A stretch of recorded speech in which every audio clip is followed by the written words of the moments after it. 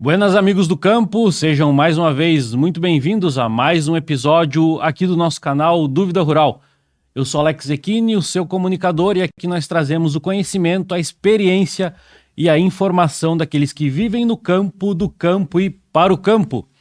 E no episódio de hoje nós vamos trazer aqui a terceira entrevista de uma série de entrevistas que nós estamos fazendo para falar sobre pecuária de corte. Nesta entrevista, especificamente, nós vamos falar sobre terminação, sobre os objetivos, sobre o planejamento, sobre nutrição, sobre genética, sobre carcaça, sobre as mais variadas raças e o seu desempenho em uma das fases mais importantes da pecuária de corte, que é a fase de terminação. Então, se este assunto é do seu interesse, fique aqui com a gente, se inscreva no canal, clique no joinha, compartilhe este vídeo para não perder mais este episódio do Dúvida Rural, o seu canal de respostas do meio rural.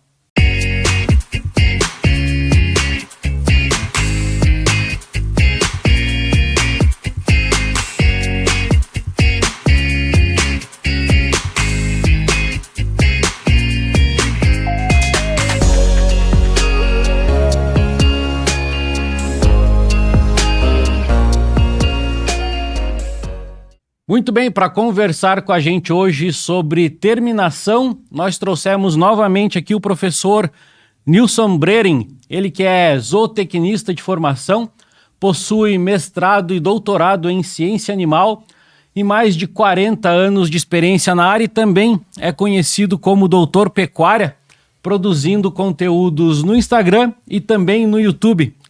Diga-se de passagem, conteúdos de extrema valia, né, professor? Extremamente técnicos. Então, mais um canal que aqueles que são apaixonados pela pecuária podem ter como um canal de fornecimento de informações ricas, extremamente valiosas sobre pecuária de corte. E com isso, mais uma vez, eu lhe dou as boas-vindas ao nosso canal, professor Nilson Breering. Seja mais uma vez muito bem-vindo. Muito obrigado, Alex, pela gentileza de nos convidar novamente para a gente estar aqui neste canal, no teu trabalho. Quero parabenizá-lo pela tua iniciativa e o sucesso que ele tem demonstrado, sempre trazendo abertura de conteúdos importantes, não só na pecuária de corte, em particular para mim na pecuária de corte, mas também outras áreas tantas que são importantes ao agronegócio. É mais uma vez um prazer estar contigo, né? Trabalharmos mais uma entrevista com foco em pecuária de corte, nesta área da terminação, bastante importante, né? Seria a consagração da pecuária quando entregamos o boi gordo ao frigorífico, né? Então, nós temos aí bastante coisa para conversar.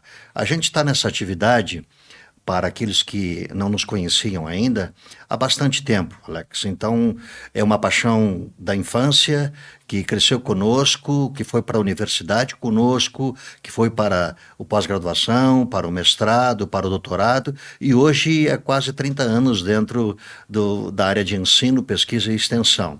Então, para a gente é um prazer trabalhar trazendo algumas informações. Logicamente, nós podemos ter algumas divergências com quem nos escuta, mas são posicionamentos que a vida vem nos mostrando e vem, com isso, talhando, desenhando um pouco do nosso entendimento sobre pecuária de corte, aqui em particular na pecuária de terminação.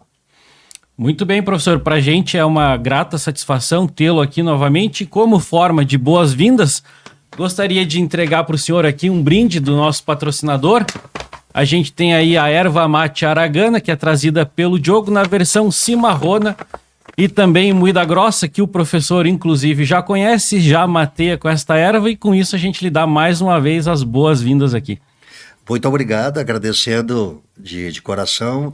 A erva eu tenho provado, e posso comprovar, e assinaria embaixo o consumo, porque realmente é um produto de muito boa qualidade, e quero parabenizar a essa empresa em acreditar no trabalho que você está desenvolvendo. Muito bem, professor. Mais uma vez, muito obrigado, e seguimos mateando aqui hoje com a erva mate aragana moída grossa. E, professor, para que a gente possa, então, desenvolver essa nossa conversa, eu gostaria que o senhor trouxesse para a gente aquilo que o senhor enxerga hoje, que na terminação é um dos maiores desafios para o pecuarista de corte, aquele pecuarista que desenvolve um ciclo completo, ou mesmo aquele que pega da recria o produto para iniciar a terminação. Gostaria de começar, né, dessa forma hoje aqui, que o senhor trouxesse para a gente, no seu ponto de vista, o que o senhor vê como um grande desafio na pecuária de corte nesse segmento de terminação. Muito bem, Alex. Eu entro na nossa conversa fazendo um comparativo inicial entre o rebanho brasileiro, que é um rebanho de acima de 200 milhões de cabeça, maior rebanho comercial do mundo, e comparo ao rebanho americano, que é um rebanho com aproximadamente 93 milhões. Nós temos o rebanho americano competindo em exportação de carcaças prontas, ou seja, o boi abatido com características de terminação, um pé de igualdade muito similar ao nosso. Então, a pergunta inicial aqui é: como um rebanho com 93 milhões de cabeça, competindo com um rebanho de acima de 200 milhões, tem números muito parecidos na exportação e no consumo doméstico de carne? A resposta aqui inicia exatamente na fase de terminação. Qual a diferença entre os dois rebanhos? 95% dos novilhos americanos são abatidos com idade próximas de 20 meses ou menos. E 95% dos novilhos brasileiros são abatidos com 36 meses ou mais. Então nós temos o primeiro ponto de impasse, a avançada idade de abate. Nosso novilho está morrendo muito tardiamente. Aí tem uma manutenção de várias características ou de categorias de animais existindo dentro da propriedade antes que esse boi seja entregue ao mercado. Então, voltando um pouquinho para trás, nós acompanhamos uma recria de ciclo longo, um terneiro que desmama com 7 meses e que entra na fase de terminação com 36 meses ou mais, para fazer um acabamento, para chegar aos níveis de mercado suficiente.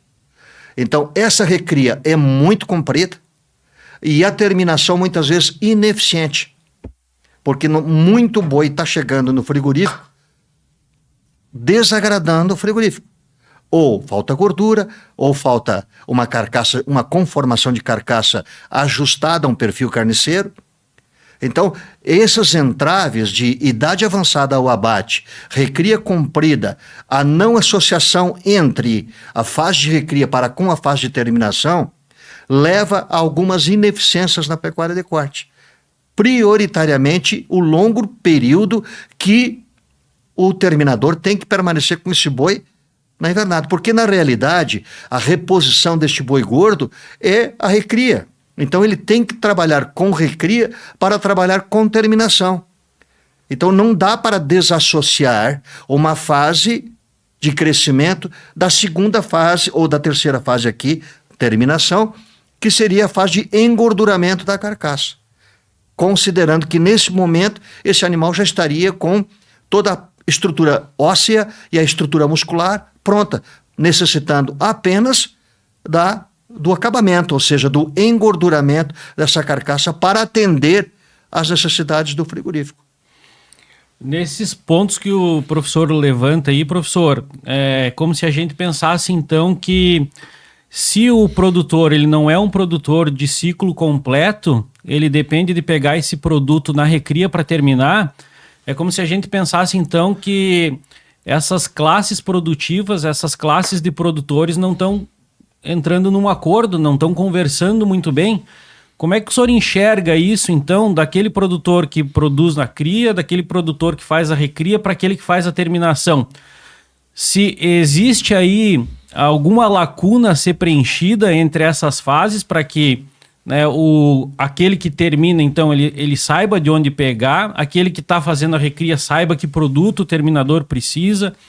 Então, gostaria que o senhor trouxesse a sua visão sobre isso e se dá para a gente avaliar aí diferentes métodos ou diferentes níveis de eficiência daquele que é produtor de ciclo completo para aquele que pega esse produto para terminar. Como é que o senhor enxerga essas classes se conversando e o nível de eficiência entre o que é produtor de ciclo completo e aquele que pega para terminação? Perfeito, Alex. Para a gente enxergar a terminação adequadamente, nós temos que enxergar o ciclo para trás. Mesmo que nós não tenhamos a mesma fazenda. Então vamos imaginar uma propriedade que tenha ciclo completo, cria, recria e terminação, ou propriedades o terminador se beneficia dessas propriedades que fazem a cria e recria. Começa o problema na cria. Por que o problema começa na cria? Porque é na cria que nós definimos o boi que vai morrer no acabamento. É o boi que vai para a terminação, é definido na cria. Então, na cria eu tenho um pai, filho de um novilho, ou seja, um novilho, filho de um pai desenhado para frigorífico. O que nós observamos muitas vezes, não. Nós temos uma disparidade genética que faz com que não haja carcaças uniformes, animais com graus de acabamento adequado, uma variação genética muito grande em conformação de carcaça, em volume de cortes. Muitas vezes nós carregamos bois que ainda não estão prontos, mas fizeram um complemento muscular, mas não engorduraram o suficiente. Então essa disparidade genética gera, de certa maneira, uma desavença para com o frigorífico. Mas vamos voltar um pouquinho no segmento cria. O que nós estamos corriqueiramente desmamando? Nós estamos desmamando em torno de 200 quilos. Um terneiro que nasce com em torno de 40 quilos, que faça 160 quilos entre o momento que nasce até o desmame. Esse 200 quilos de desmame deve ser no mínimo dobrado para se terminar uma recria. Então eu imagino que de 200 para 400 quilos seria a fase de recria. E de 400 mais 150 em cima, 550 quilos seria o boi de frigorífico. 150 quilos em cima, logicamente respeitando o grau de acabamento dessa carcaça. Friso aqui, o engorduramento da carcaça não é luxo, é uma necessidade. Por algumas razões. Razão número 1, um boi desprovido de carcaça vai sofrer choques térmicos, vai permitir o escurecimento da massa muscular superficial. Aqueles músculos não cobertos pela gordura vão escurecer. Isso é depreciação comercial. O frigorífico não se agrada disso. Segundo aspecto, toda carcaça bem coberta, Alex, é uma carcaça que tem uma íntima relação com o grau de deposição, de marmorização ou gordura entre as fibras do músculo. Característica hoje cada vez mais importante no tangente à qualidade da carne. Então, boi sem acabamento adequado fere o frigorífico e fere o comércio do frigorífico, que seria o varejo.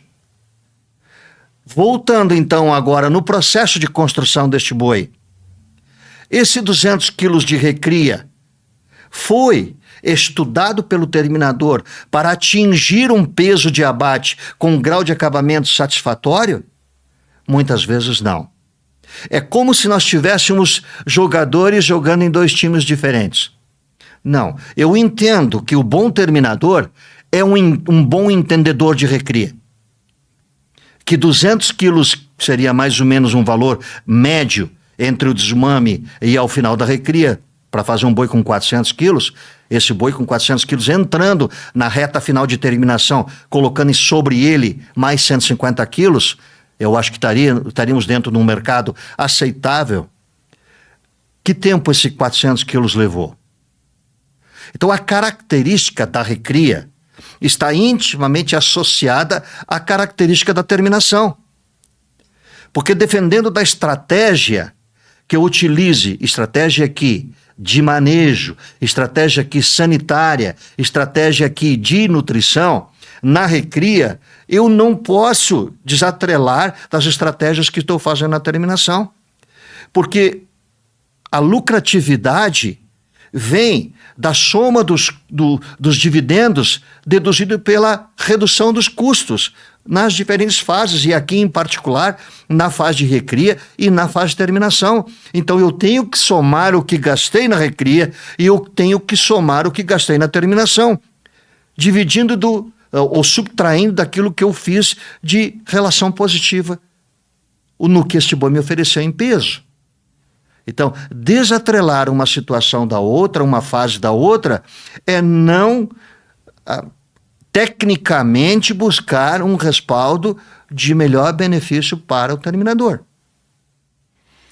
Nessa sua fala aí, dá para imaginar então que, independentemente se o produtor ele é um produtor de ciclo completo ou ele é produtor de algumas dessas fases, ele sendo cria ou recria, ele vai ter que olhar para a terminação. Que boi eu tenho que entregar, ou que novilha eu tenho que entregar para este fim. Se eu tenho um produto aqui, o meu produto, ele vai servir para que tipo de terminador ou para onde eu vou entregar esse produto? É impossível, então, tu pensar em fazer cria e recria sem olhar para a terminação. Impossível. O final da linha é a terminação. É a picanha na brasa, Alex. A picanha na brasa precisa do boi terminado.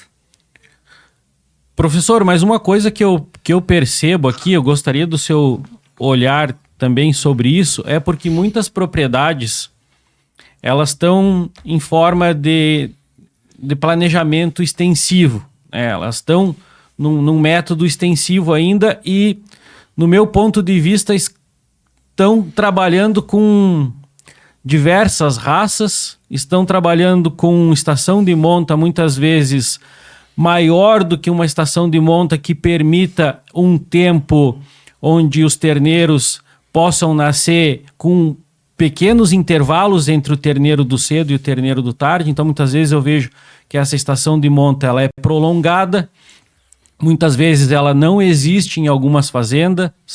O método extensivo, então, de criação a campo, ele permite que muitas categorias coexistam, essas categorias geram recrias extensas, e aí eu vejo terneiro nascendo no cedo, agosto, setembro, vejo terneiro nascendo em janeiro, alguns terneiros até passam, e aí quando tu pensa no desmame, tu vai lá em maio pensar em desmamar esses terneiros, aí tu tem o terneiro com 250 quilos, o terneiro do cedo, tu tem o terneiro do meio e tu tem o terneiro do tarde entrando ali com 150 quilos.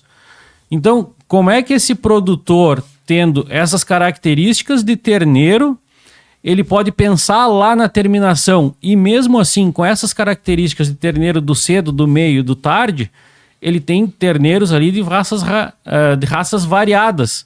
Ele tem terneiros ali que são britânicos, ele tem continentais, ele tem aziboados muitas vezes. E aí eu gostaria que o senhor trouxesse um olhar para a gente, né, já que o senhor disse que é preciso que quem faça cria e recria olhe para a terminação. Como é que um produtor com uma característica de propriedade, assim como essas que eu mencionei, ele pode ajustar a sua propriedade para olhar melhor para a terminação? Dois aspectos na tua colocação me chamam prioritariamente a atenção. Primeira delas, regimes extensivos de produção. Regimes extensivos de produção significa regimes o crescimento animal depende das ofertas nativas de forragem. E nós sabemos muito bem que nós passamos por um estado de sazonalidade forrageira. Então nós temos outono e inverno aqui com sazonalidade forrageira e nós temos a época das secas no Brasil Central com a deficiência nutricional. Então, pensar na terminação em regimes extensivos é pensar a longo prazo.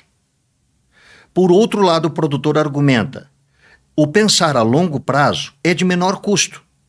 Fica sempre aquela pergunta, o que é mais interessante? Esperar mais tempo e gastar menos ou acelerar o processo com algum tipo de tecnologia, aumentando com certeza o custo?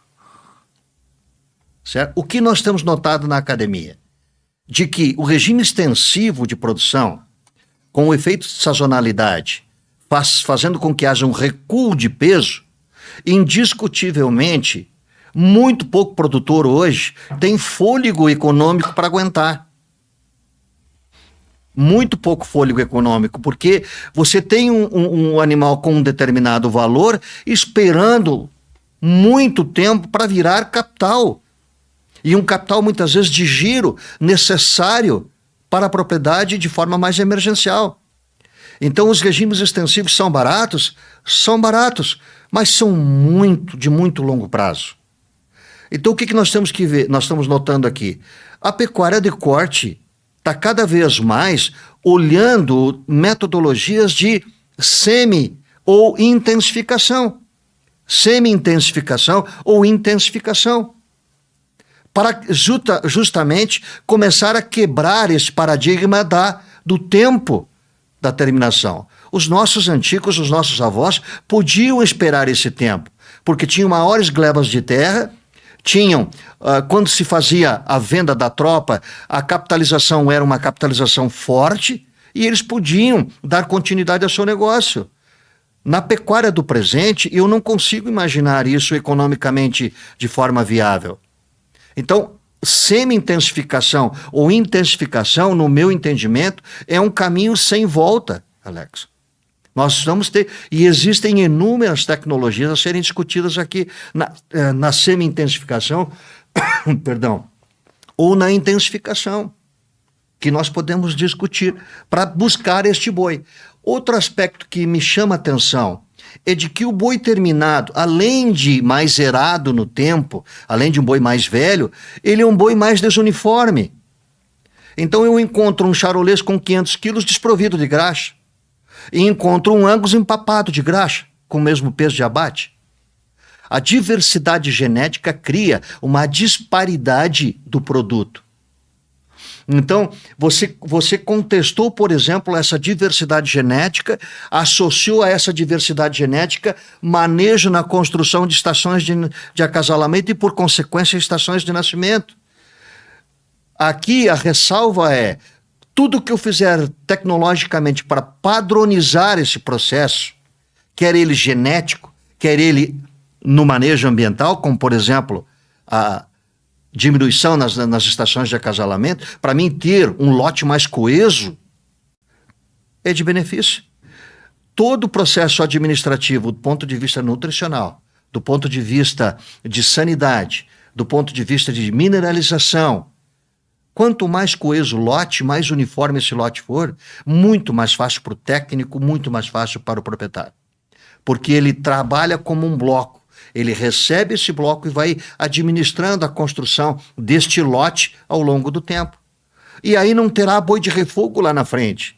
Aquilo que a gente não gosta de fazer é chegar no dia de carregar a tropa e tá lá o comprador do boi dizendo, esse fica, aquele vai, esse fica, aquele vai. Não, se os bois estão na mangueira e são coesos em sua terminação, embarca o lote todo, porque a minha programação de receita como terminador, ela é feita no montante. Eu já estou me preparando economicamente para receber aquele montante, para que o meu processo de construção do novo boi que vai vir a seguir já esteja em andamento. Um boi que refuga é economicamente um desastre. Ou seja, ele quebra o nosso processo produtivo. Então, muito bem falado por você, a construção de lotes padrões começa na programação do touro que se compra. Outra coisa, Alex, eu vejo muita fazenda comercial não fazendo seleção em matrizes. Por que a matriz permanece na fazenda? Porque ela está dando um terneiro por ano. Não é esse somente o princípio de quem quer fazer uma pecuária semi ou intensiva no futuro. Essa matriz tem que ser selecionada, porque ela 50% da genética dele é o terneiro que nasce, é o novilho que desmama, é o novilho que recria e é o boi que termina. Então a seleção de matrizes é também importante.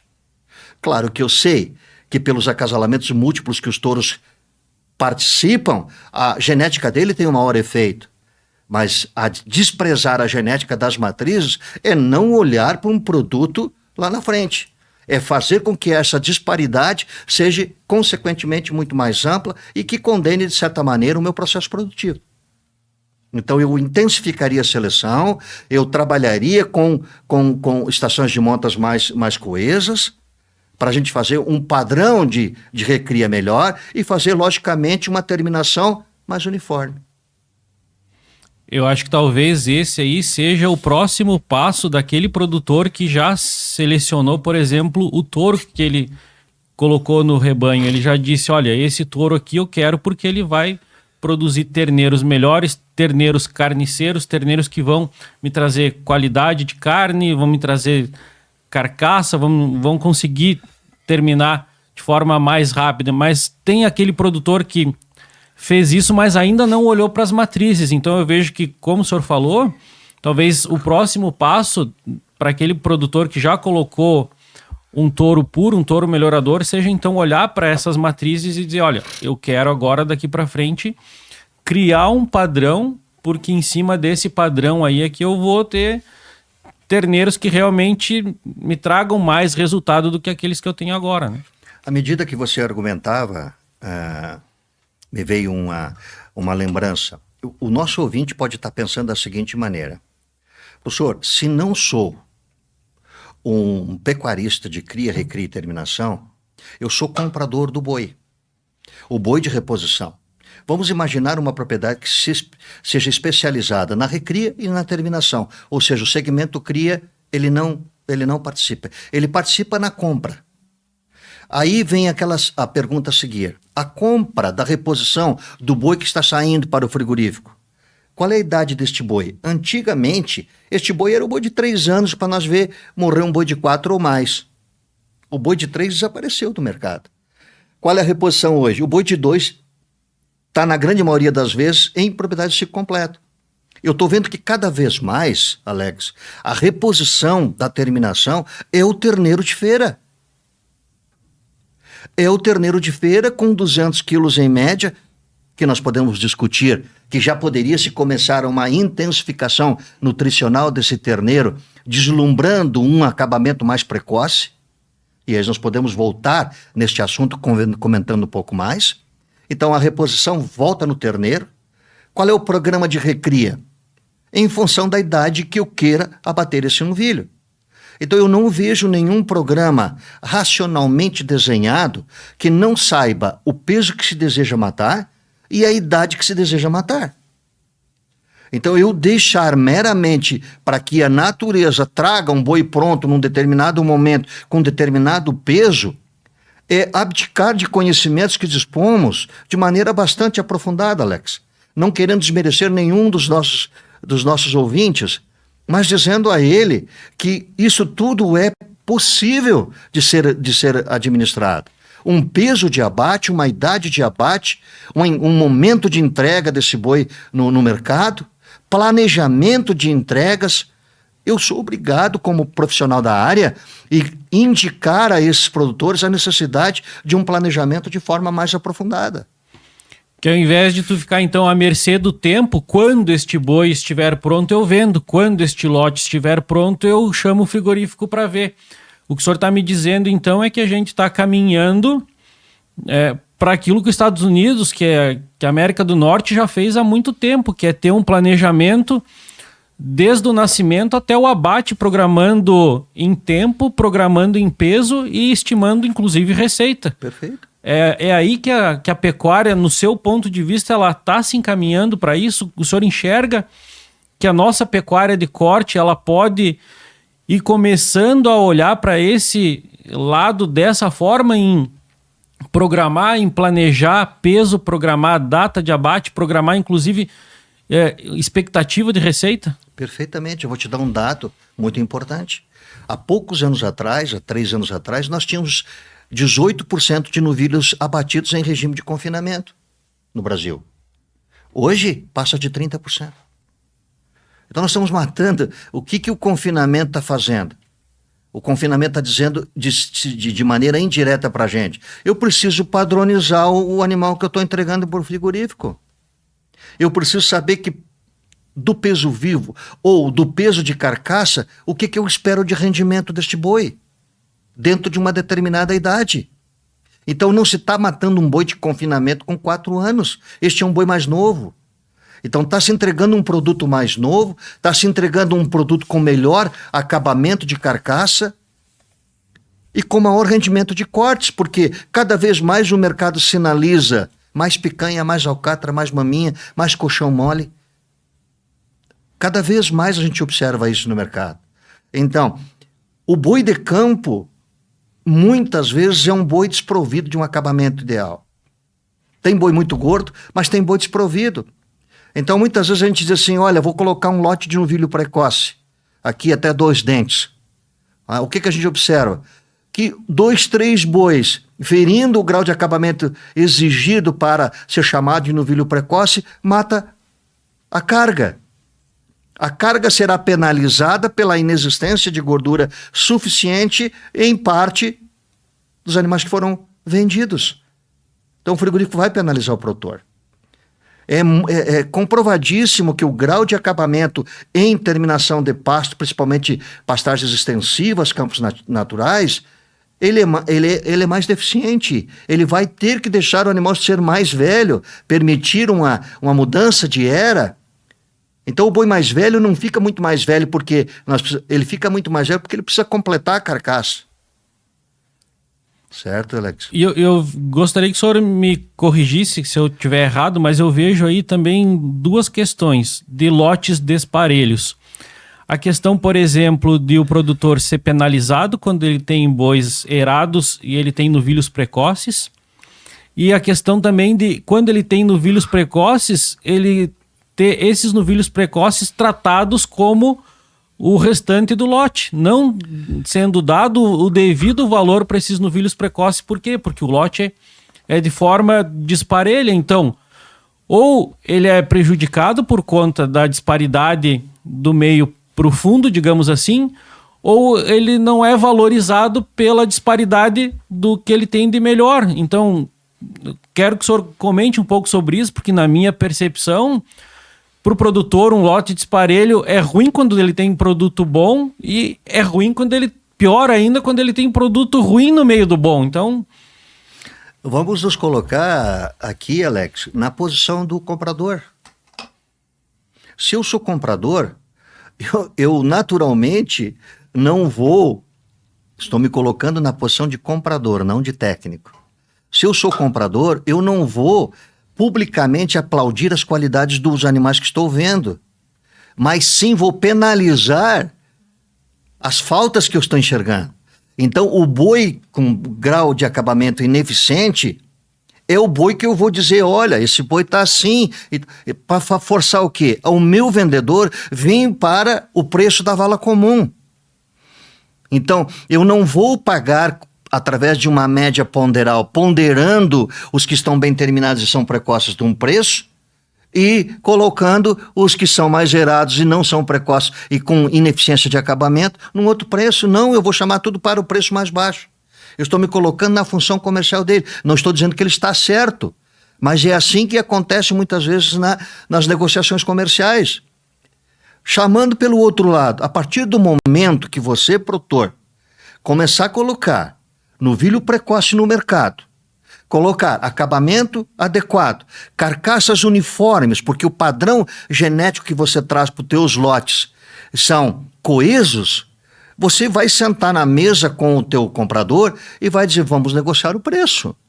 Ele sabe a qualidade do produto que ele tem. Ele sabe a qualidade, a começar pelo rendimento de carcaça, que já vai largar lá em cima. Um boi de campo, 50%. Um novilho bem terminado, 55%, 56%, e por esses números nós vamos. Então, quem tem produto bom, bem terminado, tem, no mínimo, que ser ouvido na discussão de preço. Porque ele é um produto diferente. Nós estamos notando aqui na nossa região, nós trabalhamos algumas vezes com terminações em parceria, novilhos precoces comercializados a casas comerciais, como supermercados. Nós terceirizamos o abate de novilhos precoces e comercializamos diretamente com o varejo. E aí o que nós observamos? As filas de comprador nos dias que essas carcaças chegam no açougue do supermercado. Então, isso é um exemplo muito clássico.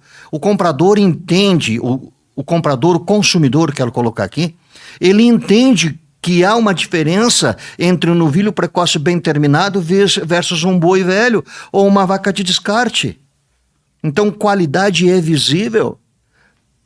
Alex, então são mercados que se desenham para se mostrar ao produtor, o terminador aqui no caso, que sem a intensificação, a semi-intensificação, claro, cada fazenda terá que ser discutida, mas é um caminho que eu não vejo muita volta. Uma vez que tu identifique isso, eu acho que então, como o senhor fala aí, o modelo extensivo ele vai ficando cada vez mais para trás. E mais para trás ele vai ficando porque as propriedades também vão diminuindo de tamanho e quanto mais elas diminuem, mais difícil fica de tu tirar uma receita de um sistema extensivo. É obrigatoriamente presente a necessidade de intensificar para tu poder gerar receita, no meu ponto de vista. Você quer ver uma coisa? Quando nós falamos em extensivo, imagine uma invernada de uma fazenda, onde você tem, naquela invernada, a pretensão de terminação. O que essa invernada tem, Alex? A cerca que divide os vizinhos. Um saleiro que às vezes nem coberto é, lá no meio do campo. Nessas invernadas, que foram antigas invernadas dos nossos ancestrais, eram maiores invernadas, uma distribuição de aguada melhor. Hoje nós vemos, por exemplo, invernadas de terminação com aguadas ineficientes, do ponto de vista espacial e do ponto de vista quantitativo. Nós não vemos ajuste de lotação. O que seria ajuste de lotação? É você oferecer forragem em quantidade suficiente para que esse animal tenha disponibilidade e capacidade seletiva de fazer qualidade. Em resumo, campo apertado. Campo apertado, campo sujo, com invasoras. Então, o extensivo aqui é pejorativo, porque poderia ter um extensivo inteligente. Mas o extensivo aqui é pejorativo. É ausência de controle, ausência de interferência humana. É extrativismo. E aí, meu querido, é pecuária de ciclo longo. É pecuária que podia esperar, que hoje já não pode mais. Hoje já não dá mais para tu pensar nisso. E, professor, como é que o produtor que está ouvindo a gente, que conhece esse regime, que muitos às vezes ainda praticam esse regime extensivo, olhando para o futuro agora, olhando para uma pecuária que tende a ser cada vez mais exigente em termos de eficiência, exigente em produção, exigente em produtividade, como é que esse produtor, ouvindo isso que o senhor está dizendo, pensa, que objetivos agora eu tenho que praticar na minha fazenda, na minha propriedade, para atender esse mercado, para que eu possa ter numa propriedade que já foi grande, agora foi dividida entre a família, diminuiu de tamanho, mas eu preciso de alguma forma me tornar eficiente, aumentar a produção, aumentar a produtividade. Como é que o senhor enxerga, então, os objetivos de uma propriedade nessas condições, tendo que atender essa pecuária aí, que está vindo pela frente e exige do produtor mais eficiência? Planejamento. Assessoria técnica. Planejamento técnico. Não tem como ser diferente. O que precisamos? Os olhos de alguém que enxergue tecnicamente o teu caminho de produção. O caminho de produção do produtor. Há inúmeras tecnologias que podem ser implementadas, segundo o perfil da propriedade.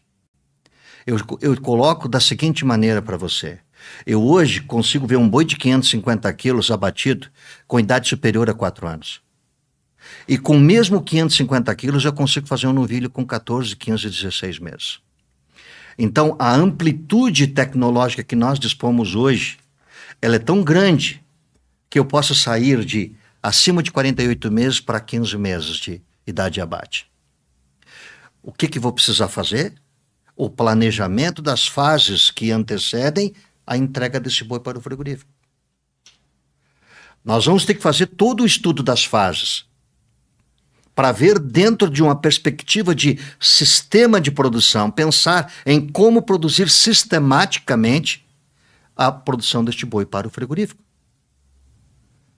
Eu não estou dizendo que você saiu de um regime extensivo ontem, com tudo que foi caracterizado, para um confinamento de alto desempenho hoje.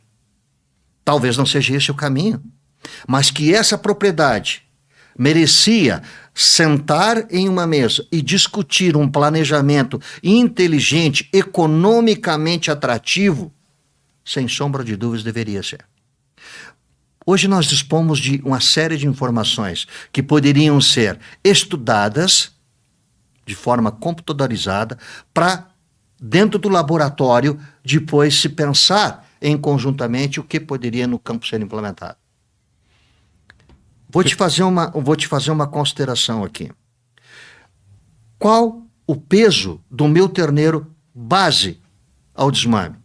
Na nossa região, 180, 200, 220, tu já enxerga terneiros um pouco mais pesados. Mas ainda, na verdade, em função desse peso, tu enxerga produtores que estão pensando em botar eficiência na propriedade. Nas últimas feiras que eu vi, por exemplo, terneiros com 300 quilos. Então, eu enxergo que tem o produtor que já está se preocupando com isso, que já está antenado e que já pensa, eu quero começar com um terneiro desmamado em torno de 300 quilos. E a gente enxerga isso nas feiras. Exato. Começamos aí então a nossa discussão. O boi de terminação foi o terneiro um dia. Esse terneiro de 200 quilos, considerando que ele nasceu com 40, ele colocou entre o momento de nascimento até o desmame com 7 meses, 160 quilos. Isso dá entre 700 e 800 gramas de ganho dia. Esse mesmo terneiro, Alex, se tiver qualidade genética, ele passou por uma restrição ambiental severa. Porque esse mesmo terneiro que deu 700 a 800 gramas, colocado em uma dieta de alta qualidade, ele vai passar a 1.400, 1.500 gramas por dia ou mais. Ou mais. Então, como é que o mesmo produto, geneticamente falando, me responde pela metade? Interação genótipo-ambiente negativa. O que significa isso? É você andar com uma Fórmula 1 em uma estrada de chão. É incompatível uma coisa com a outra. Professor, por que um terneiro mais pesado? Um terneiro mais pesado significa uma recria mais curta. Eu tenho recrias em sistemas extensivos de 29, 30 meses. Quem consegue aguentar, Alex, do ponto de vista realista, 29 a 30 meses de recria? É muito período, é só fazendas muito grandes. Então, se tu pensar hoje, imagine 29, 30 meses de salário de funcionário para tu fazer a recria, imaginando que tu venda no final da recria. Então tu tá esperando aí 29, 30 meses para fazer uma receita para pagar esses 30 meses do teu funcionário. Então isso é incompatível. Uma segunda pergunta dessa minha linha de raciocínio. Quando tu tens um terneiro de 200 quilos ao desmame, ou de 270 a 300 quilos, quando é um terneiro suplementado no pré-desmama, tu colocou 100 quilos ou 70 quilos em cima desse terneiro. Se você quiser o seguinte, a minha recria termina com 400 quilos, porque o perfil genético dos meus novilhos de recria são para 400 quilos de finalização de recria, o que acontece? Me sobrou 100 quilos para fazer na recria, e não mais o 200 do terneiro anterior. Isso é outra programação de alimentação, é outro esquema de nutrição, de manejo sanitário, de manejo de propriedade. Então, quanto mais peso eu já vier colocando nas categorias de base, cria, recria, mais intensivo e mais curto será o meu período de terminação. Eu devo para os nossos amigos uma ideia de que qual seria a fase em crescimento da recria. Então eu saio de um terneiro de 200 quilos e vou para uma recria de até 400 quilos. Eu faço com que esse novilho chegue em torno de 75% do peso de abate dele. E de 75% para 85% do peso de estágio adulto é o momento de matar o boi. Então eu mato o boi com 85% do que ele teria como boi adulto. Porque ali eu vou ter um grau de acabamento de forma mais uniforme. Então, na realidade, eu tenho um período muito curto na terminação. O que tá matando a pecuária de corte mais extensiva é a alta dependência de uma recria lenta. E longa. E longa, justamente nas categorias de melhor resposta. Porque se nós olharmos pela fisiologia do crescimento, o crescimento no pós-desmama até a finalização da recria é o mais eficiente de toda a cadeia de produção de carne. É o mais eficiente. O animal converte com muito mais capacidade genética para o fazer. A terminação é engorduramento. Metabolicamente, o engorduramento é mais lento que a expansão de fibras musculares existentes até a finalização da recria. Então, recria longa é que mata a terminação. Então, a curva de crescimento de um animal abatido precocemente, ela vai ser ascendente no pré-desmama, vai continuar ascendente na recria, e quando tu pensar em terminar esse produto, é quando essa curva vai começar a entrar em estágio descendente, só que aí entra o engorduramento e o produto começa a ficar pronto, então. Perfeitamente. E qual seria a idade, então, professor, que a gente pode imaginar que esse tipo de sistema aí pode te antecipar para um produto terminado com essas características aí, levando em conta uma intensificação no pré-desmama, uma intensificação ou semi-intensificação na recria, porque aí se ele ganhou bastante peso, como o senhor falou, até a época de desmamar, tu dá uma aliviada na recria, mas mesmo assim ainda segue ganhando peso, e aí ele já está praticamente embalado para a terminação. Em relação a essa idade de abate aí, professor, o que o senhor poderia trazer para a gente? Eu diria o seguinte para você, não há uma única receita, Alex. Cada propriedade tem o seu perfil. Cada propriedade terá o seu perfil. Eu tenho propriedades hoje aqui com integração lavoura-pecuária que matar um terneiro, eles são produtores de pasto no outono e no inverno e são produtores de grão na primavera. Então matar um novilho com 16, 17 meses com uma propriedade dessa é tecnologia bastante aceitável. É ele colocar o milho no valor do custo de produção dele, porque ele quer fazer carne e não milho, seria um adendo, e colocar pasto como sendo um ciclo de outono invernal. Esse cara, para matar um novilho com 16, 17 meses, é moleza para ele. Já tenho propriedades que não têm integração lavoura-pecuária. Outra característica. Vão depender de um outro modelo.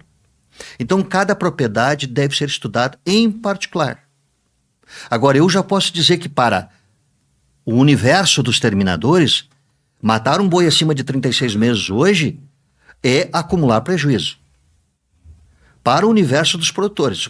Se um produtor disser para mim assim, olha, eu estou matando um boi com 4 anos, eu vou dizer para ele, tu bancou o prejuízo. Tu pagou, de uma altura em diante, tu pagou o boi para ter ele na fazenda. Porque esse boi ele vai diminuindo cada vez mais a capacidade de resposta dele. O teu custo de produção ele é tão elevado que não dá para tu pensar em ter lucro, porque funcionário tu tem que ter para bancar isso, o custo da terra tem que estar ali, o custo de máquina, o custo de alocação desse espaço por essa cabeça. Nesse tempo aí ele começa a encarecer à medida que o tempo vai passando, então de alguma forma talvez ele não esteja enxergando todos os custos atrelados para imaginar que isso esteja dando lucro. Agora, quando tu começa a atrelar custo de terra, custo de ocupação do espaço, custo de máquina, de funcionário, tu vê que, opa... A gente faz uma relação quando faz um planejamento. Eu tenho um custo do animal dia, nas diferentes fases da vida. Eu tenho do custo do animal mês. Eu tenho o custo do animal ano. Eu tenho o custo do animal por hectare, por exemplo. E o que a gente observa é que todos esses custos vão inflacionando, eles vão aumentando à medida que esse boi permanece mais na propriedade. Certo? E não estou colocando aqui o custo financeiro, porque muitas bancam um boi na fazenda pagando juro. Nem que seja um juro agrícola, mas pagando juro. Entendeu? Então, isso tem que ser pensado, essa análise com conceitos biológicos de produção, atrelados a conceitos econômicos de produção, não pode ser desatrelado mais. Porque nós estamos lidando com uma empresa de fazer carne. Entendeu? E isso é outro aspecto, Alex, que eu acho que nós poderíamos ponderar aqui para os nossos ouvintes. É diferente a pessoa que produz boi da pessoa que produz carne. Quem produz boi tem uma visão de entregar em cima de um caminhão um boi com qualquer idade, com qualquer característica. E quem produz carne, não. Ele vai olhar a conformação, ele vai olhar a escolha do touro, ele vai selecionar a matriz, ele vai ajustar estação de acasalamento, para ajustar estação de nascimento. Ele tem uma série de pré-requisitos para ajustar o seu sistema de produção. As propriedades que se ajustam a esse caminho são propriedades com maior probabilidade de sucesso, indiscutivelmente o são. E isso é uma coisa comum de a gente ver hoje nas propriedades, por exemplo, uma propriedade mista com terneiros britânicos que vão terminar mais cedo, com charolês, com azibuados, e com isso tu tendo que organizar, no meu ponto de vista, pelo menos em diferentes lotes, porque os britânicos vão tá pronto mais cedo, né? Os continentais vão demorar um pouco mais. E aí tu pega muitas vezes continentais cruzados com zebu, ou britânicos também cruzados com zebu. E aí isso tudo dá uma diferença no planejamento de entrega. Imagina na conformação, na qualidade de carne também. Gostaria que o senhor trouxesse um pouco para a gente o impacto dessa seleção, desse planejamento genético para a terminação. Como é que o senhor vê isso? Quais são as diferentes formas de impactar na terminação conforme a escolha dessas diferentes categorias ou diferentes raças ou diferentes conformações raciais? Alex, eu acho que aí daria para nós atrelarmos a tua explicação, considerando a necessidade da gente pensar no terminador não como um terminador sazonal. O que eu quero dizer com isso? Aquele terminador onde a tropa dele está pronta no final de abril, comecinho de maio. Entrego toda a minha tropa neste momento. Dando um exemplo. Então, eu poderia trabalhar com escalonamento de entregas. E veja bem o que seria interessante. Quando eu penso num escalonamento de entregas, eu penso em dividir lotes. Se eu tenho escala para fazer isso, perfeito. Dividir lotes significa diminuir em relação a uma média as diferenças entre indivíduos dentro desse lote, para que eu consiga fazer um ajuste nutricional para o lote de maneira biológica e estatisticamente melhor. Então, este boi com essa característica dentro deste lote, eu tenho, por perspectiva, entregar em agosto. Um segundo lote, perspectiva, entregar em outubro. E um terceiro lote próximo do Natal. Esse escalonamento vai fazer parte de um projeto de propriedade, constituindo um sistema de crescimento intercalado de vários grupos. É uma maneira inicial da gente dissolver a variabilidade genética que tem os plantéis que não fizeram seleção em matrizes, que não fizeram ajuste de estação de acasalamento. Então a gente vai contornando isso mais uma vez, focando no estudo. Mas eu tenho pouco boi para vender. Hoje o frigorífico está buscando o boi que você tiver, meu querido. Porque o mercado não tem recuo. O mercado não mostra recuo. Hoje nós temos aí tanto o mercado doméstico quanto o mercado internacional em expansão.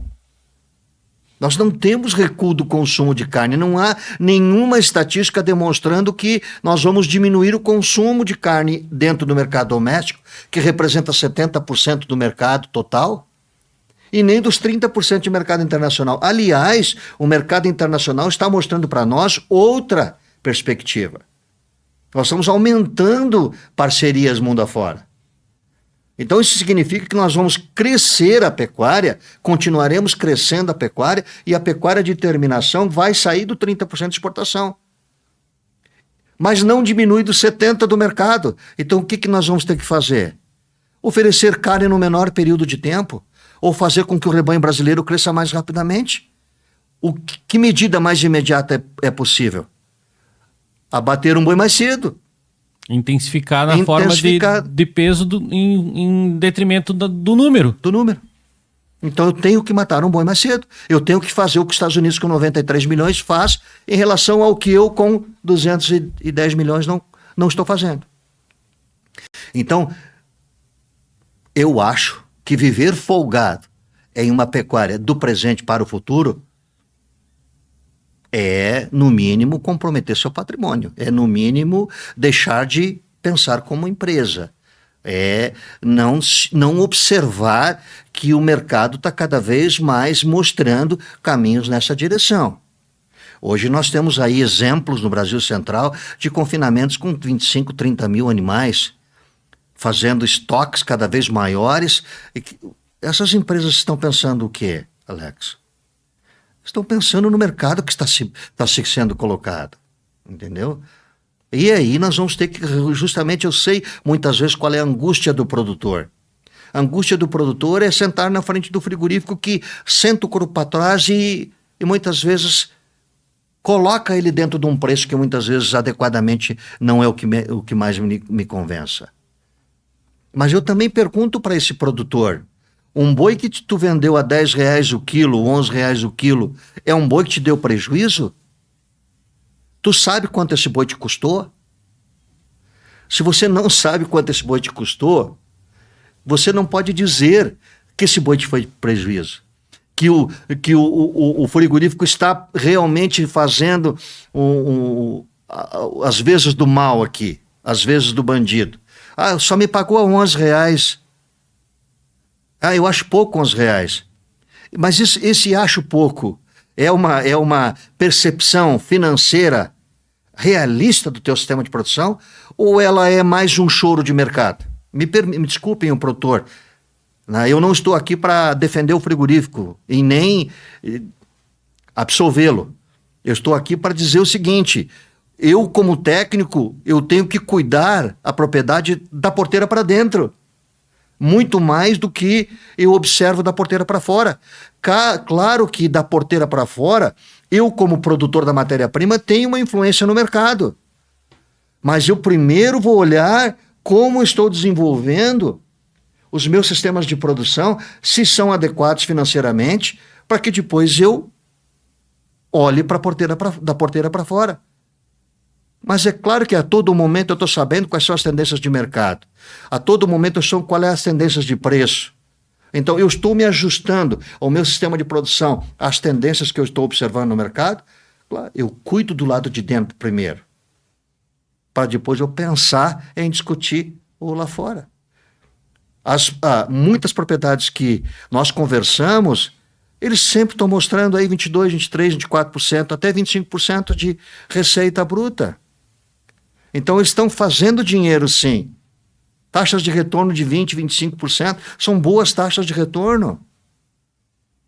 Não há contestação, mas essas propriedades, quem são elas? As propriedades que estão cuidando de custo. Desde a escolha do touro, se são de ciclo completo, desde a escolha do touro, da seleção de matriz, dos ajustes que você comentou, até o momento que ele virou um boi em cima de um caminhão indo para um frigorífico.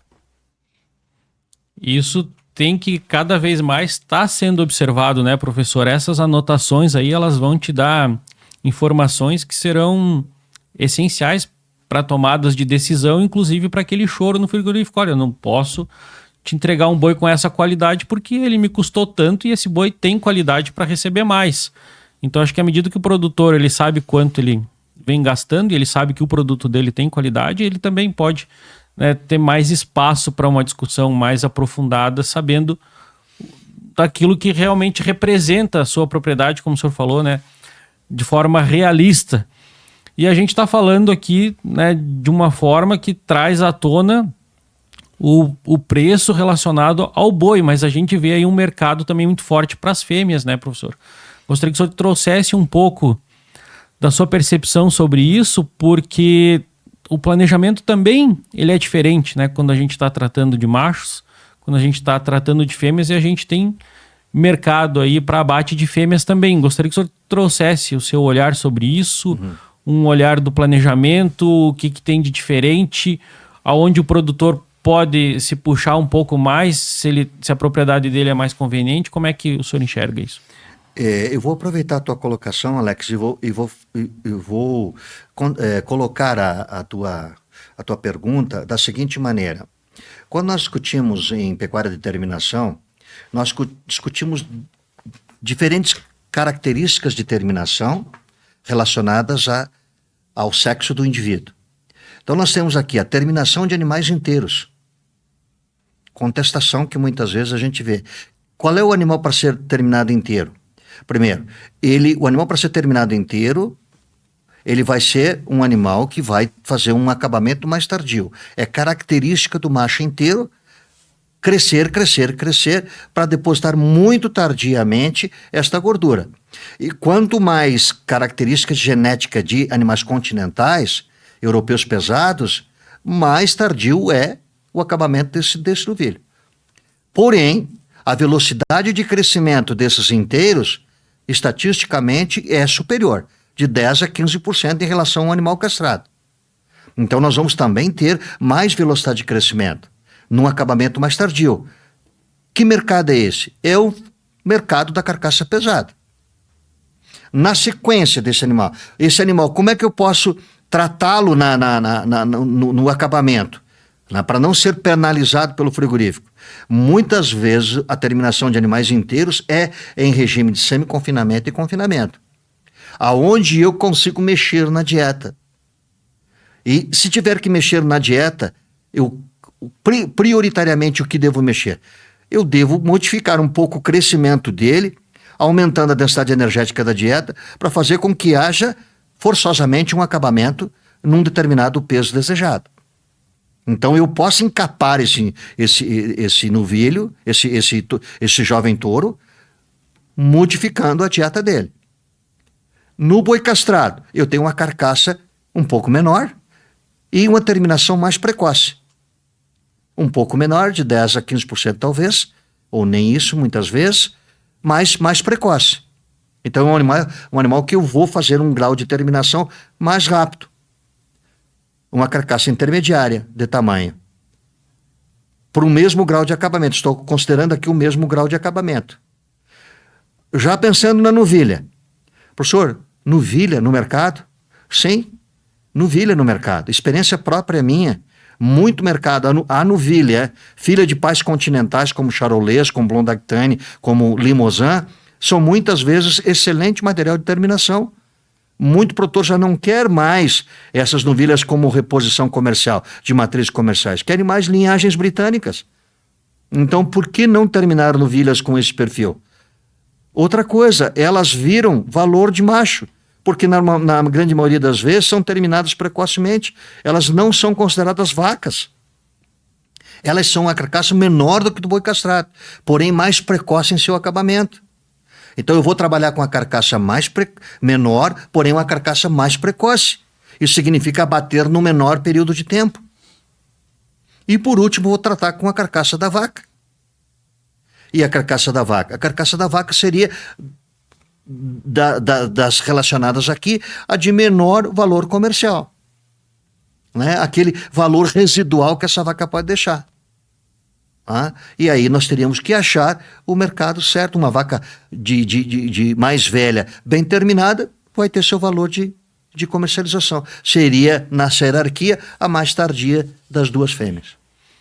E, professor, chegando no frigorífico, essas carcaças, elas são valoradas de igual forma, as carcaças de novilha, carcaças de novilho, o acabamento ele é valorado de igual forma, tem diferenciação, como é que funciona isso? Não necessariamente.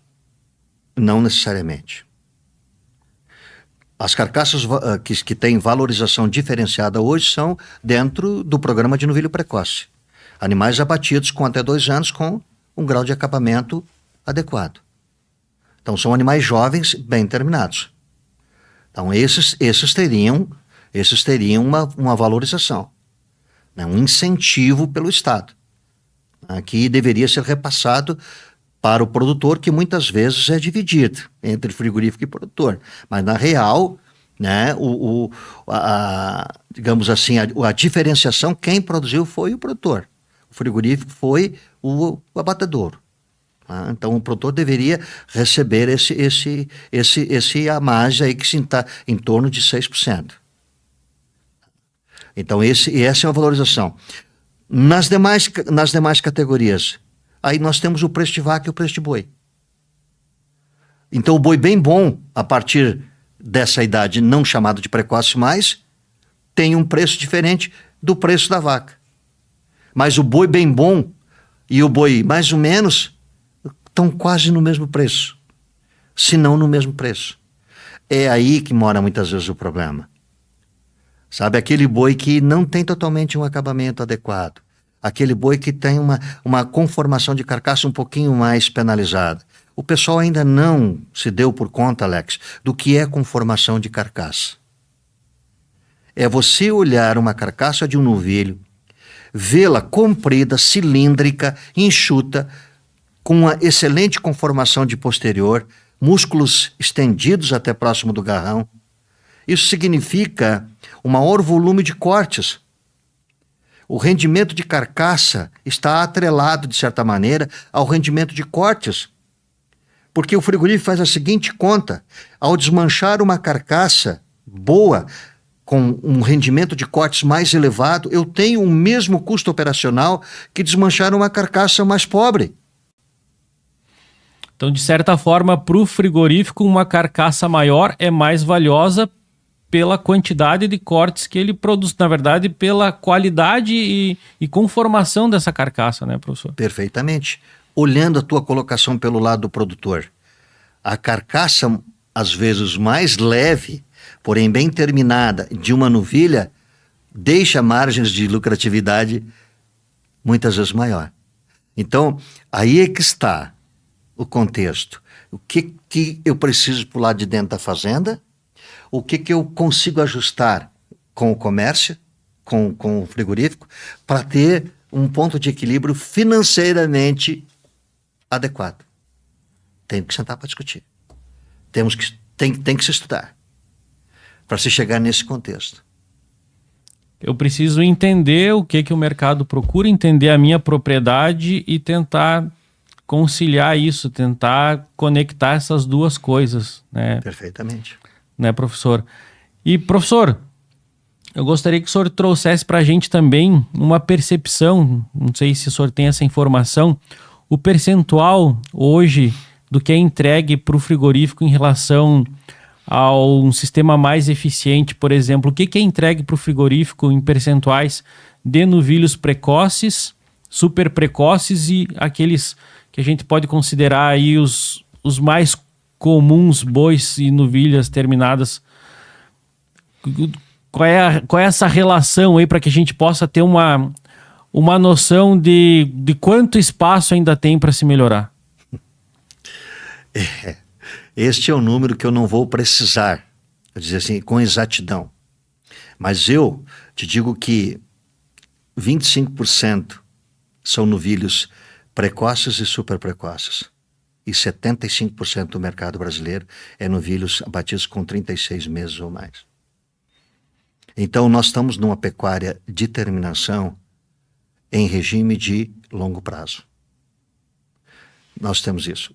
Aí eu poderia ver uma porção de olhares de técnicos que possam estar nos escutando, dizendo a nossa relação custo-benefício em abater um novilho mais tardio é melhor. Opa, então houve um estudo econômico para dizer que o novilho com 36 meses é economicamente uma melhor perspectiva.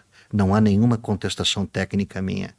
Eu sou a favor da intensificação, desde que economicamente ela seja interessante. Muito produtor, se não intensificar, morreu. Muito produtor, se intensificar, se quebra. Então, o estudo da propriedade, novamente, voltamos, vai nos dar a direção de que tecnologias devemos sentar para discutir mais aprofundadamente. Propriedades, você veja um caso aqui em Santa Catarina. 90% das nossas propriedades de pecuária de corte são módulos de 100 hectares ou menos. Menos de 1 milhão de campo. Menos de 1 milhão de campo, 1 milhão de metros quadrados. Então, eu posso olhar uma pecuária extensiva com volume de terra nessa proporção? Nem extensiva e me arrisco a dizer que nem de ciclo completo. Sem chance. Sem chance. A pecuária catarinense é uma pecuária que tem que pensar em vender qualidade o mais rápido possível. Porque nós não vamos competir com os grandes estados na produção de carne.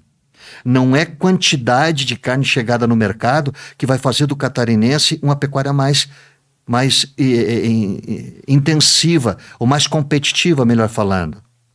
A pecuária catarinense é uma pecuária de produto de qualidade. É a carne da prateleira de cima. É a carne da boutique de carne.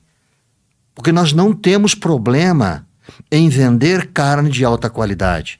Nós temos mercado para isso, Alex. O mercado está ali pronto. Esse espaço de mercado tá feito. Nós não precisamos fazer nenhum tipo de marketing para chamar a atenção do consumidor para um produto de alta qualidade. Esse mercado já está pronto.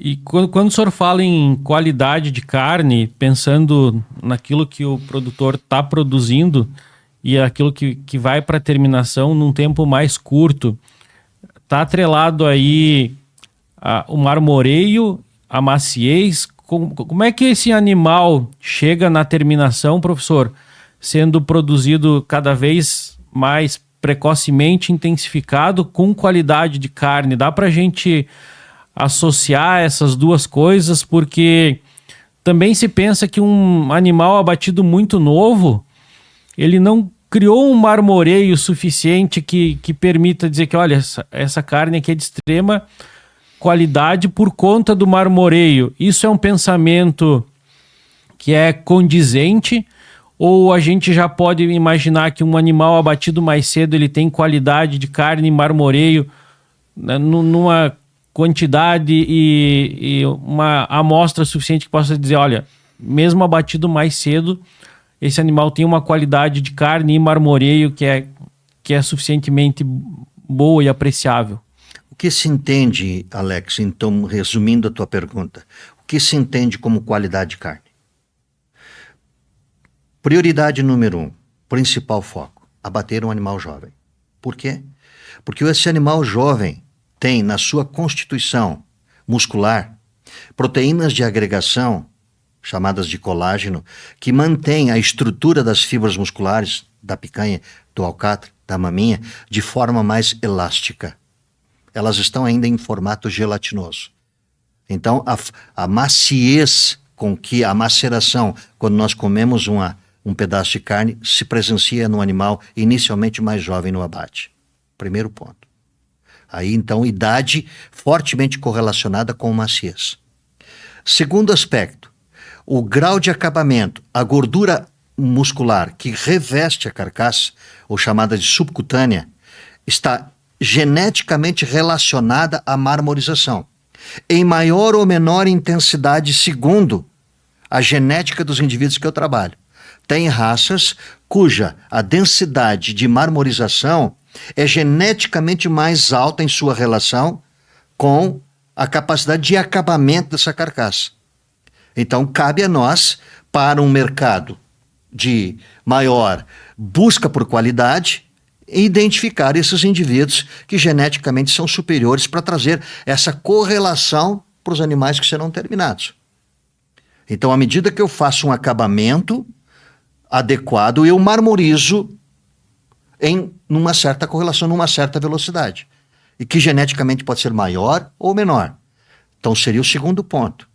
Terceiro ponto, através da característica da dieta, da exigência do animal e do manejo nutricional com que eu trabalho, eu consigo fazer esse animal terminar com um grau de gordura adequado, com marmorização desejada numa idade mais jovem.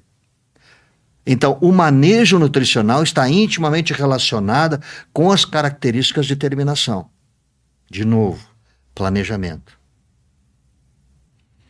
Então dá para a gente pensar que essa evolução que a gente vem falando aí, para onde a pecuária está caminhando, ela não só vai produzir um animal que seja abatido mais cedo, ela não só vai dar condição para o produtor pensar em que peso ele vai ser abatido. Ela não só vai trazer uma perspectiva de receita, mas ela vai trazer um animal sendo abatido mais cedo, com peso pré-estabelecido, estimado, uma receita estimada, mas uma qualidade de carne, desde que escolhidas as raças devidamente produtoras dessa qualidade e que intrinsecamente, né, possuem essa capacidade. Então, produzindo um animal extremamente precoce e uma carne de alta qualidade. Perfeitamente. Ajustar a necessidade do mercado à capacidade de produção da propriedade. É um casamento que vai dar certo para a vida. Não vai haver divórcio lá na frente. À medida que eu enxergar o mercado, e ele está visto, principalmente o mercado da carne especializada, a carne de alto valor, com a propriedade desenhada para produzir este produto, eu vou fazer com que haja um crescimento do consumo deste produto. Você nota, como eu também noto, você gosta de churrasco como eu também gosto. Uma vez que você coma uma carne de alta qualidade, a tua vontade num segundo churrasco é fazer a mesma qualidade. Então, este produto de qualidade, ele é um produto que estimula a fidelidade do consumidor.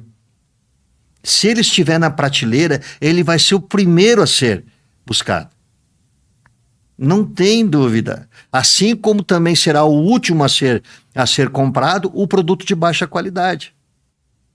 Uma carne com coloração adequada, com grau de cobertura de gordura, com marmorização e de um novilho jovem, muito provavelmente você vai repetir o churrasco para os teus amigos em inúmeras vezes. Por quê? Você vai estar sempre servindo aquilo que agrada a todos. Isso é muito forte no consumidor, né? Uma vez que tu experimenta um produto de qualidade, o super precoce ele veio para ficar, as boutiques de carne estão aí, as carnes com registro de origem, né? Tu poder hoje fazer o rastreamento, né? Tu ter a rastreabilidade, na verdade é o termo mais correto, de onde aquele animal foi produzido, em que condições ele foi produzido. Eu acho que isso também não tem volta. Isso já é presente no mercado de carnes. Tu já consegue descobrir que animal era aquele e onde ele foi produzido e quais são as características de produção. Então, acho que a gente realmente está caminhando para uma pecuária eficiente, mais produtiva, com maior produtividade e permitindo ainda que o cliente, que o consumidor identifique quem são esses lugares que vendem esse tipo de carne e de onde elas estão vindo. Então, acaba, no meu ponto de vista, que tu tá atrelando tudo isso, né? Não só na produção que vem lá da fazenda, né? No processo de produção, mas não pensando também só na terminação, tu tá pensando lá no produto final, enxergando aquilo que o consumidor quer comprar. Então, o produtor hoje, agora fazendo um apanhado de tudo que a gente conversou, o produtor hoje, para que ele possa ser eficiente e enxergar essa pecuária do futuro, ele vai ter que enxergar o processo de produção dele na propriedade, mas enxergar com os olhos do consumidor que está olhando para a prateleira, esperando que carne é que ele vai encontrar naquela prateleira. Essa é a diferença entre o produtor que produz boi e o produtor que produz carne. Quem produz carne enxerga o que o consumidor quer. E o nosso consumidor é exigente. Ele sabe o que é qualidade. Então, se você ofertar qualidade, você vai estar interagindo diretamente com o mercado. Eu posso deslumbrar aqui alguns dos nossos ouvintes dizendo: o problema é que como eu faço a diferenciação do meu produto de qualidade em relação à diferenciação do produto de média ou baixa qualidade que foi vendido conjuntamente. Então, não sei quem está me ouvindo, Alex, nesse momento, mas um dos formatos que nós encontramos aqui na nossa localidade foi começar a trabalhar produtor com o varejo. terceirizando o abate. Ah, mas isso é uma coisa muito específica, muito localizada de vocês, que tem dado certo. Cooperativas de produção, né? Então nós temos núcleos de produtores com certificação de origem em seu produto. Nós temos núcleo de produtores vendendo para determinadas redes de supermercado, atendendo a uma característica de um produtor. E nós temos um conjunto de boutiques de carne comercializando na Serra e no litoral ou qualquer outra parte do estado, carnes de qualidade superior, porque nós temos esse espaço de mercado que nos permite fazer isso. Eu não estou dizendo que isso será uma regra geral, mas estou colocando como um exemplo de muitas vezes vencermos o descontentamento que nós temos com o frigorífico. E Santa Catarina não é um problema com o frigorífico, porque nós temos uma série de frigoríficos no mercado disponíveis a serem consultados. Se não deu com A, pode dar com B. Certo? Há uma certa disputa pelaquilo que vendemos. Então, diferentemente de outros estados, nós temos aqui uma rede de frigoríficos numericamente bem substancial, que exige, que permite uma certa barganha, uma certa negociação. Mas mesmo assim, nós ainda encontramos nesta via de terceirização de abate e comercialização entre produtor e varejo, um caminho de acrescentar valor. Eu posso colocar aqui números. 25% é mais ou menos o que nós temos escutado daquele que está vendendo carne nesse formato. Ele está dizendo para a gente assim, olha, eu estou com em torno de 25% acima do que é praticado no mercado comum. Então 25%, pessoal, é dinheiro. É dinheiro. Ah, mas esse pode fazer porque ele tem que ter uma certa consistência no produto, sem dúvida nenhuma. Eu não posso vender uma carcaça boa hoje e uma carcaça inferior amanhã. Então, padronização do que estou comercializando é regra do negócio. Por exemplo, entrega. Né? O que este núcleo de produtores pode dizer? Ah, nós conseguimos deixar 20 carcaças por semana. Nós conseguimos dar parte deste mercado. Excelente. Então, comprometimento com determinado manutenção de qualidade desse produto e manutenção da entrega, porque toda quinta-feira eu vejo uma fila de gente esperando para as carcaças serem penduradas, porque é daquela carcaça que eles querem. É aquela qualidade, que o consumidor quer. Então, isso leva à educação do consumidor e à fidelidade dele. Então, a diferenciação do produto no mercado nosso, eu não sei, não vou expandir a minha conversa a outros mercados, talvez, mas eu posso dizer com segurança, esse é um caminho crescente. Associação de produtores, produção em conjunto, criação de cooperativas. A gente tem aqui também exemplo de produtor que agrega valor tendo a sua própria casa de carnes. Né? A gente tem aqui exemplo de produtor que faz recria e terminação e abate esses animais, né, de forma terceirizada e traz para a sua casa de carnes. Então ele consegue agregar muito mais valor também ao seu produto. Né? Então é um exemplo que a gente tem aqui. Eu não digo que sirva também para todos os lugares, né, que fazem parte da nossa audiência, mas é uma forma de levantar aqui uma possibilidade de que isso seja pelo menos pensado. Exato. E um outro fator importante aqui, Alex, eu estou aí registrando, eu já estou na universidade há praticamente 30 anos, e todos os anos eu observo nas feiras de maio, abril, maio, junho, que são feiras de terneiro, eu observo a crescente melhoria do padrão zootécnico dos animais. Essa melhoria do padrão zootécnico dos animais está, de certa maneira, se encaixando dentro dessa perspectiva de intensificação de terminação para um mercado mais pagador, a um mercado mais exigente. Dá para melhorar esse conceito? Indiscutivelmente dá. De que maneira eu vou conseguir melhorar ainda mais essa perspectiva de mercado? Fazendo do produtor deste produto o mais competitivo, intensificando o sistema dele.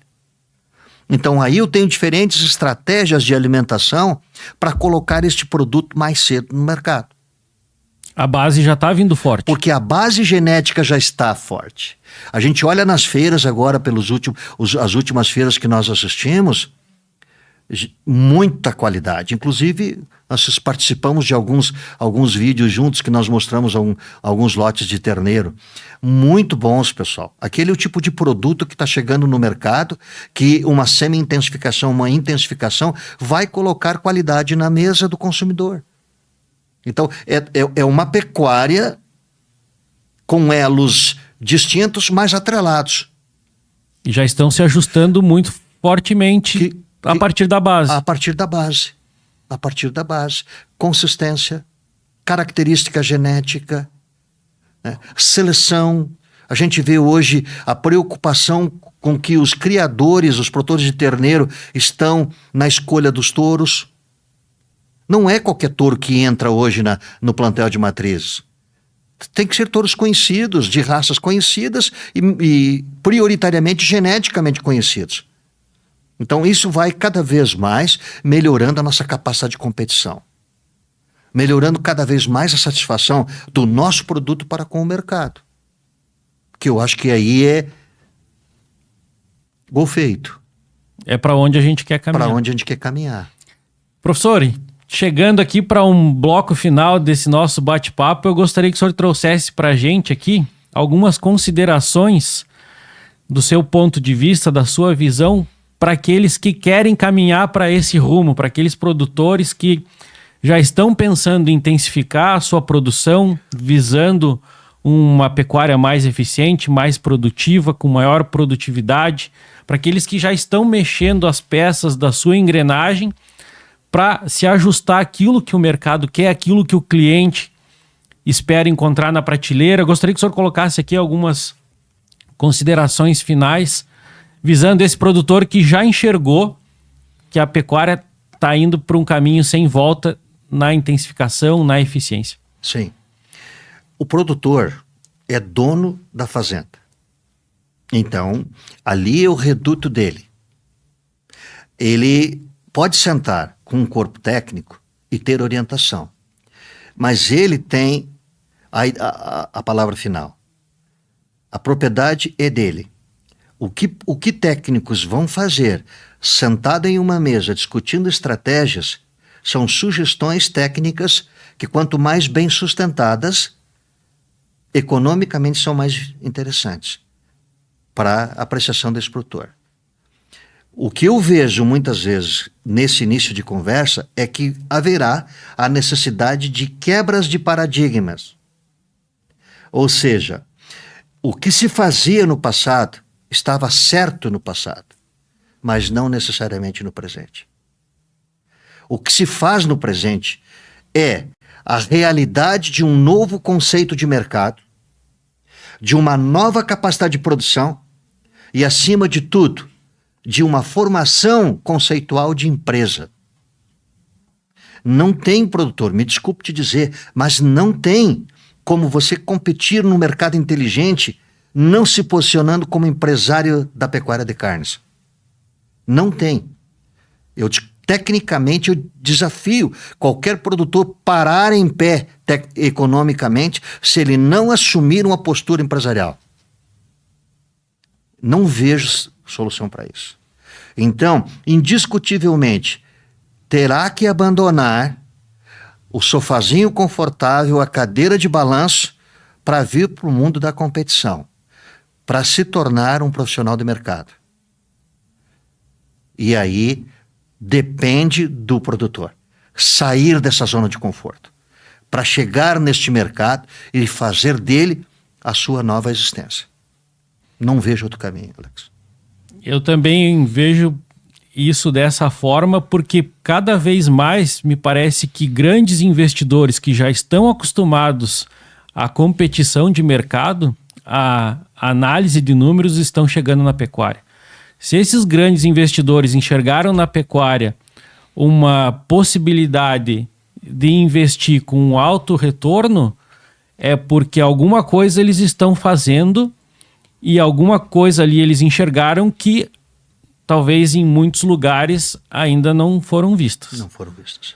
Então eu acho que se a gente está enxergando grandes investidores fazendo movimento na pecuária, a gente precisa entender que movimento é esse. Perfeitamente. Professor, com isso eu lhe agradeço mais uma vez pela sua presença aqui, mais uma vez por tanto conhecimento, por tanta informação. É claro que a gente não conseguiu passar tudo que gostaria nessa entrevista, a gente gostaria de trazer muito mais coisa, com muito mais detalhe técnico, com muito mais aprofundamento, mas infelizmente o nosso tempo aqui é curto. Mas eu gostaria de agradecer mesmo assim, porque aqueles que nos acompanham, que não tiveram a oportunidade de ver aqui as informações técnicas com maior aprofundamento, vão poder ter essas informações no Doutor Pecuária no YouTube, no Doutor Pecuária no Instagram. Então eu acho que de alguma forma a gente conseguiu aqui trazer alguma ideia, né, da sua experiência, do seu conhecimento, das informações que o senhor pode passar através desses outros canais, e que certamente essas pessoas vão estar lá muito bem contempladas de informação, de conhecimento e de experiência.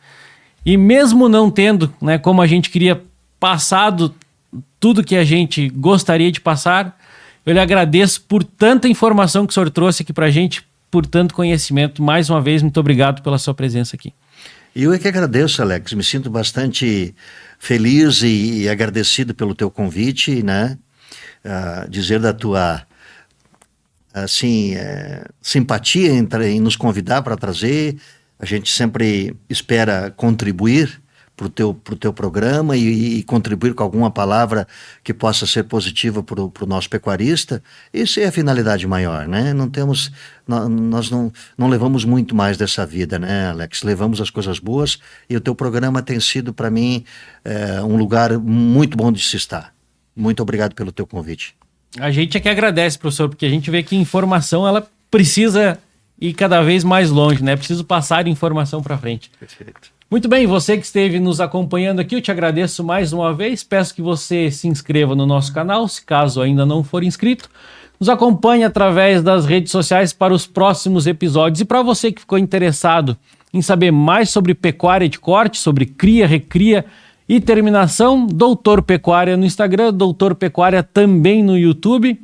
Peço que você também acompanhe lá para que você possa ficar por dentro, então, daquilo que é tratado na nova pecuária, nessa pecuária que cada vez ganha mais espaço. Uma pecuária eficiente, uma pecuária mais produtiva, uma pecuária cada vez evoluindo mais para o sucesso do produtor rural. Então foi mais uma vez uma satisfação poder trazer aqui um assunto de extrema relevância para aqueles que vivem no campo, do campo e para o campo.